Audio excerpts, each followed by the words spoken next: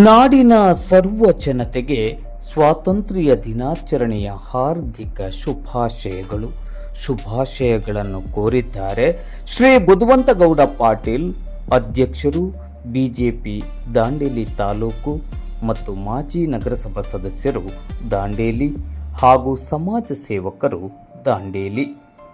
2026ರ ಈ 80ನೇ ಸ್ವಾತಂತ್ರ್ಯ ದಿನದ ವಿಶೇಷ.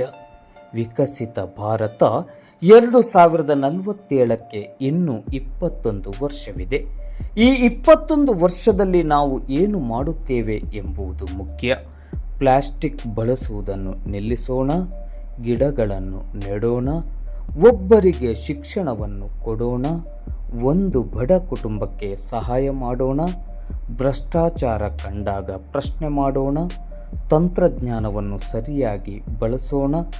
ಚಿಕ್ಕ ಬದಲಾವಣೆಯಿಂದ ದೊಡ್ಡ ಪರಿಣಾಮ ಬರುತ್ತದೆ.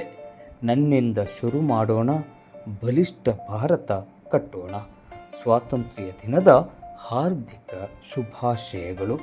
ಶುಭಾಶಯಗಳನ್ನು ಕೋರಿದ್ದಾರೆ ಶ್ರೀ ಬುಧವಂತಗೌಡ ಪಾಟೀಲ್, ಅಧ್ಯಕ್ಷರು, ಭಾರತೀಯ ಜನತಾ ಪಾರ್ಟಿ ದಾಂಡೇಲಿ ಹಾಗೂ ಮಾಜಿ ನಗರಸಭಾ ಸದಸ್ಯರು ದಾಂಡೇಲಿ ಮತ್ತು ಸಮಾಜ ಸೇವಕರು ದಾಂಡೇಲಿ.